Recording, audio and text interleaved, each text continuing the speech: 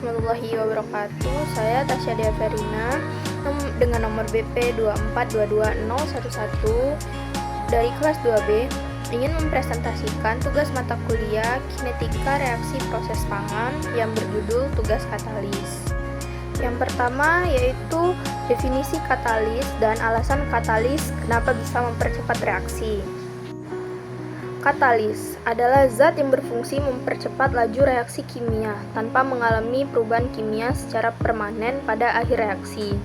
Katalis tidak mengubah hasil akhir reaksi maupun posisi kesetimbangan, tetapi hanya mempercepat tercapainya keadaan setimbang. Alasan katalis dapat mempercepat reaksi karena mampu menurunkan energi aktivasi. Nah, energi aktivasi itu adalah energi minimum yang harus dimiliki partikel reaktan agar reaksi dapat berlangsung. Dengan adanya katalis, jalur reaksi alternatif terbentuk sehingga reaksi dapat berjalan lebih cepat dengan energi yang lebih rendah. Selanjutnya, jenis-jenis katalis. Di sini ada 3 jenis katalis, yaitu katalis homogen, katalis heterogen, dan katalis enzim. Yang pertama yaitu katalis heterogen. Nah, katalis heterogen ini biasanya katalis dan reaktan berada pada fase yang sama, yaitu fase cair. Karena berada di fase yang sama, kontak antara katalis dan reaktan sangat baik, sehingga reaksinya tinggi. Jenis yang kedua yaitu katalis heterogen. Katalis dan reaktannya berada pada fase yang berbeda. Umumnya katalis berupa padatan, sedangkan reaktan berupa cair atau gas. Reaksi pada katalis ini hanya terjadi pada permukaan katalis. Yang ketiga yaitu katalis enzim. Katalis enzim ini merupakan katalis biologi yang merupakan protein yang dihasilkan oleh makhluk hidup. Enzim ini sangat spesifik terhadap substrat tertentu dan bekerja pada kondisi lingkungan tertentu seperti pH dan suhu. Selanjutnya, mekanisme reaksi katalis. Yang pertama, katalis homogen. Pada katalis homogen, katalis bereaksi langsung dengan reaktan membentuk senyawa antara atau intermediat. Senyawa antara ini bersifat lebih reaktif dibandingkan reaktan awal. Setelah produk terbentuk, katalis dilepaskan kembali dan siap digunakan ulang. Selanjutnya, mekanisme reaksi pada katalis heterogen. Tahapannya berupa adsorpsi reaktan pada permukaan katalis, lalu aktivasi reaktan di permukaan katalis, dan reaksi kimia itu berada di permukaan katalis. Setelah itu, desorpsi produk dari katalis. Pada mekanisme reaksi katalis heterogen ini, efektivitas katalisnya sangat dipengaruhi oleh luas permukaan dan struktur pori katalis. Yang ketiga yaitu mekanisme katalis enzim. Enzim ini memiliki situs aktif yang bentuknya spesifik. Substrat akan berikatan dengan situs aktif membentuk kompleks enzim substrat. Setelah reaksinya berlangsung, produk dilepaskan dan enzim tetap utuh. Nah, mekanisme ini sering dijelaskan dengan metode lock and key atau induced feed. Selanjutnya ada keunggulan dan kelemahan katalis. Yang pertama, katalis homogen. Kelebihannya yaitu aktivasinya tinggi. Terus ada distribusi katalis yang merata dan kondisi operasinya relatif ringan. Untuk kekurangannya, sulit dipisahkan dari produk, menyebabkan korosi dan limbah cair meningkat. Yang kedua yaitu keunggulan dari katalis heterogen. Mudah dipisahkan dari produk, dapat digunakan kembali, dan lebih stabil secara termal. Untuk kekurangannya, aktivitas relatif lebih rendah dan reaksinya terbatas hanya pada permukaan katalis. Selanjutnya,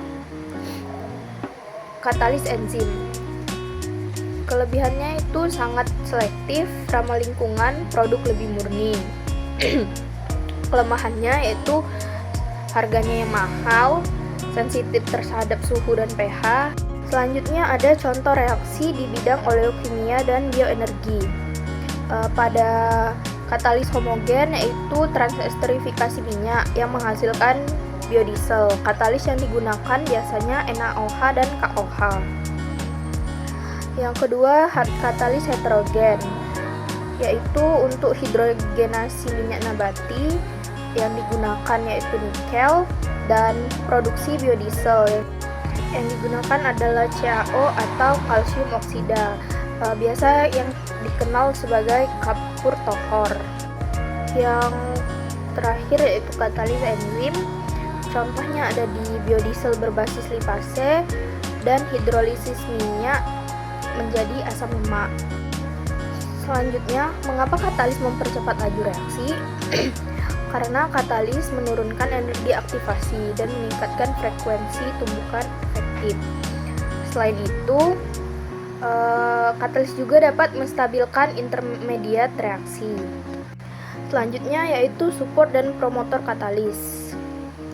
Support katalis adalah bahan penyangga yang berfungsi untuk menopang katalis aktif agar memiliki luas permukaan besar dan stabil. Contohnya yaitu Al2O3 dan SiO2. Al2O3 yaitu alumina dan SiO2 adalah silika. Promotor katalis adalah zat tambahan yang meningkatkan aktivitas, selektivitas, atau umur katalis. Contohnya K2O atau kalium oksida sebagai promotor katalis besi. Lanjut, contoh katalis berdasarkan fase. Di sini ada 3 fase, yaitu fase padat, fase cair, dan enzim. Pada fase padat, contohnya ada nikel, platina, dan kalsium oksida. Pada fase cair ada asam sulfat atau H2SO4 dan NaOH atau natrium hidroksida. Dan untuk enzim, contohnya itu ada enzim lipase dan amilase. Untuk aplikasinya, di sini nikel biasanya digunakan untuk hidrogenasi minyak menjadi margarin. Untuk platina biasanya katalitik konverter dan petrokimia. Kalsium oksida biasanya digunakan untuk biodiesel, proses transesterifikasi. NaOH untuk biodiesel dan sabun. H2SO4 untuk esterifikasi asam lemak bebas. Enzim lipase biodiesel enzimatik. Dan enzim amilase biasanya untuk bioetanol dan pangan. Lanjut, katalis mati. Nah, kondisi katalis mati ini adalah kondisi saat katalis kehilangan aktivitas karena tertutup kotoran, terdeaktivasi atau rusak strukturnya. Nah, hal ini dapat bersifat sementara ataupun permanen. Jika katalis mati, maka aktivitasnya itu tidak lagi efektif untuk mempercepat reaksi.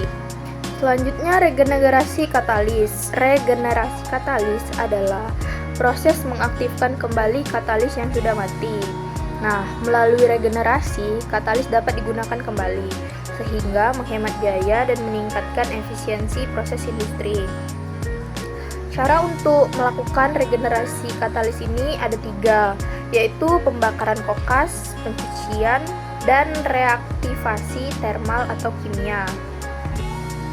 Yang pertama yaitu pembakaran kokas. Nah, pembakaran kokas ini dilakukan dengan mengalirkan udara atau oksigen yang sudah terkontrol ke katalis pada suhu tinggi. Kokas akan bereaksi dengan oksigen membentuk gas CO2 dan CO, sehingga permukaan katalis kembali terbuka. Yang kedua yaitu pencucian. Nah, pencucian ini digunakan bila katalis mati akibat keracunan zat asing seperti sulfur, logam berat, atau residu reaktan yang larut dalam pelarut tertentu. Caranya yaitu zat pengotor dihilangkan dengan pelarut atau larutan kimia yang dapat melarutkan atau menetralkan pengotor tanpa merusak struktur katalis itu sendiri. Yang ketiga yaitu reaktivasi termal atau kimia. Nah, di Di sini katalis dipanaskan pada suhu tertentu tanpa atau dengan sedikit oksigen untuk menguapkan zat volatil, mengembalikan struktur kristal, dan mengaktifkan kembali situs aktif. Selanjutnya yaitu penyebab katalis mati. Di sini ada 4 penyebab katalis mati, yaitu keracunan. Nah, biasanya ini terjadi ketika zat asing seperti sulfur dan timbal atau Pb berikatan kuat dengan situs aktif katalis sehingga menghalangi reaktan utama untuk bereaksi. Hal ini dapat terjadi apabila senyawa sulfur dan timbal memiliki afinitas tinggi terhadap logam katalis. Nah, zat tersebut menempel secara permanen pada permukaan aktif. Nah, situs aktif katalis menjadi tertutup dan tidak dapat berfungsi sehingga menyebabkan katalis mati. Yang kedua yaitu fouling atau pembentukan kokas. Nah, fouling ini adalah penutupan permukaan katalis oleh senyawa berat atau endapan karbon, kokas, yang terbentuk dari reaksi samping. Nah, dapat terjadi ketika reaksi samping tadi membentuk senyawa aromatik berat. Senyawa tersebut terpolimerisasi sehingga mengendap dan menutup pori-pori katalis. Yang ketiga yaitu sintering. Sintering adalah proses penggumpalan atau penyatuan partikel katalis akibat suhu operasi yang terlalu tinggi. Dapat terjadi karena partikel logam aktif bergerak akibat panas. Partikel kecil menyatu menjadi partikel besar dan luas permukaan katalis menurun drastis. Terakhir atau yang keempat adalah degradasi termal. Degradasi termal ini kerusakan struktur katalis akibat paparan suhu yang tinggi dalam waktu yang lama dan melebihi batas ketahanan katalis itu sendiri. Nah, dapat terjadi ketika struktur kristal katalis berubah, situs aktif rusak atau hilang, sehingga katalis kehilangan stabilitas mekanik dan kimianya. Selanjutnya, harga katalis. Di sini hanya harga perkiraan. Untuk katalis padat berupa nikel dan kalsium oksida itu sekitar 50.000 sampai 500.000 per kilogramnya. Untuk katalis cair seperti NaOH dan H2SO4, perkiraan harganya itu sekitar 10.000 sampai 30.000 rupiah per kilogramnya. Dan untuk enzim, di sini enzim memiliki harga perkiraan yang paling mahal, yaitu berkisar antara 5 sampai 20 juta rupiah per kilogramnya. Selanjutnya, sifat katalis dan faktor aktivitas. Katalis memiliki 3 sifat penting, yaitu aktivitas, selektivitas, dan stabilitas. Aktivitas adalah kemampuan katalis untuk mempercepat laju reaksi kimia. Semakin tinggi katalis, semakin cepat pula reaksi berlangsung dalam waktu tertentu. Yang kedua, selektivitas. Selektivitas adalah kemampuan katalis untuk mengarah pada pembentukan produk yang diinginkan dibandingkan produk samping. Yang ketiga, stabilitas. Stabilitas adalah kemampuan katalis untuk mempertahankan aktivitas dan selektivitasnya dalam jangka waktu lama selama berlangsungnya proses reaksi. Selanjutnya yaitu faktor yang mempengaruhi. Ada 4, yaitu suhu, pH, luas permukaan, dan konsentrasi reaktan. Nah, suhu mempengaruhi energi kinetik molekul, reaktan, dan katalis. Peningkatan suhu umumnya meningkatkan laju reaksi karena tumbukan molekul semakin sering dan energik. pH. pH sangat berpengaruh, terutama pada katalis enzim dan katalis cair. Perubahan pH dapat mengubah muatan permukaan katalis, merusak struktur enzim. Yang ketiga yaitu luas permukaan katalis. Luas permukaan menentukan jumlah situs aktif yang dapat diakses oleh reaktan. Semakin luas permukaan, semakin banyak pula reaksi yang dapat terjadi.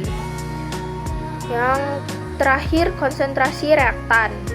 Nah, Peningkatan konsentrasi reaktan akan meningkatkan frekuensi tumbukan antara reaktan dan katalis, sehingga laju reaksi meningkat hingga titik tertentu. Selanjutnya, aplikasi katalis dan dosis. Yang pertama itu di industri oleokimia. Nah, biasanya aplikasinya itu untuk hidrogenasi minyak menggunakan katalis nikel. Dosis yang dipakai sekitar 0,1 sampai 0,5%. Ya, selanjutnya ada di industri bioenergi. Biasanya untuk biodiesel, katalis yang digunakan biasanya NaOH atau CaO. Umumnya digunakan dosis sebesar 0,5 sampai 1%. Selanjutnya di industri biogas menggunakan enzim hidrolitik. Dosis yang digunakan yaitu sekitar 500 sampai 200 ppm atau 0,005 sampai 0,02%. Yang selanjutnya yaitu kinerja katalis. Kinerja katalis yaitu kemampuan katalis menghasilkan sebuah produk. Nah, kinerja katalis ini dapat diuji melalui tiga uji, yaitu konversi, selektivitas, dan umur pakai. Konversi yaitu persentase reaktan yang berhasil diubah menjadi produk. Semakin tinggi konversi, semakin efektif katalis dalam mempercepat reaksi. Contohnya 80 konversi, berarti 80% reaktan telah bereaksi. Selektivitas yaitu kemampuan katalis menghasilkan produk yang diinginkan dibanding produk samping. Selektivitas tinggi menunjukkan katalis bekerja lebih terarah dan efisien. Contohnya, biodiesel lebih banyak dibentuk daripada produk sampingnya, yaitu gliserol. Umur pakai. Umur pakai adalah lamanya katalis dapat digunakan sebelum aktivitasnya menurun signifikan. Katalis dengan umur pakai yang panjang lebih ekonomis dan stabil. Contohnya, katalis heterogen yang bisa dipakai berulang kali. Selanjutnya, parameter uji katalis. Di sini terdapat 5 parameter uji, yaitu aktivitas, selektivitas, stabilitas, luas permukaan, dan ukuran pori. Aktivitas menunjukkan kemampuan katalis mempercepat laju reaksi, diukur dari laju reaksi atau persentase konversi reaktan. Selektivitas menunjukkan kemampuan katalis menghasilkan produk yang diinginkan dibanding produk samping. Semakin tinggi selektivitas, semakin efisien katalis.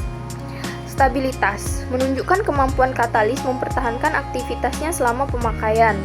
Katalis stabil, tidak cepat mati atau terdeaktivasi. Luas permukaan menunjukkan jumlah area aktif katalis yang tersedia untuk reaksi. Semakin besar luas permukaannya, aktivitas katalis umumnya semakin tinggi. Ukuran pori menunjukkan kemudahan reaktan masuk ke situs aktif katalis. Ukuran pori yang sesuai memperlancar difusi dan meningkatkan kinerja katalis. Selanjutnya, karakterisasi katalis dan tujuannya. Karakterisasi katalis adalah proses analisis sifat fisik dan kimia katalis untuk mengetahui kondisi dan kinerja dari katalis tersebut. Nah, tujuan dari karakterisasi katalis ini untuk mengetahui struktur katalis, kristalinitas, dan morfologi, mengetahui komposisi kimianya dan jenis logam aktif, dan menilai aktivitas katalis dan perubahan setelah digunakan. Karakterisasi ini dilakukan agar katalis yang digunakan sesuai dengan kebutuhan reaksi dan untuk mengevaluasi penurunan kinerja katalis setelah pemakaian. Selanjutnya, waktu karakterisasi katalis, yaitu sebelum digunakan, untuk mengetahui kondisi awal katalis seperti struktur, luas permukaan, dan aktivitas awal. Yang kedua, setelah digunakan, untuk mengevaluasi perubahan sifat katalis akibat reaksi seperti deaktivasi atau kerusakan. Yang ketiga, setelah regenerasi, untuk menilai keberhasilan proses regenerasi dalam memulihkan aktivitas katalis. Selanjutnya, perbandingan karakteristik sebelum dan sesudah katalis digunakan. Penurunan luas permukaan terjadi akibat penyumbatan pori atau sintering. Penumpukan kokas Endapan karbon menutupi situs aktif katalis. Penurunan aktivitas yaitu reaksi berlangsung lebih lambat karena situs aktif berkurang. Faktor yang mempengaruhi kinerja katalis.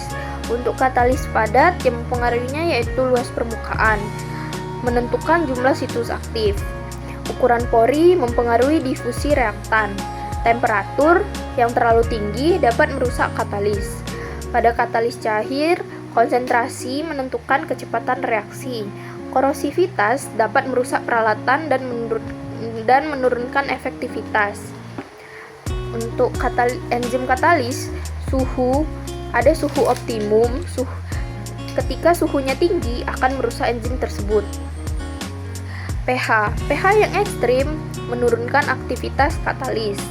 Inhibitor menghambat kerja enzim. Mungkin cukup sekian presentasi dari saya, kurang dan lebihnya saya mohon maaf. Wabillahi taufiq wal hidayah. Wassalamualaikum warahmatullahi wabarakatuh.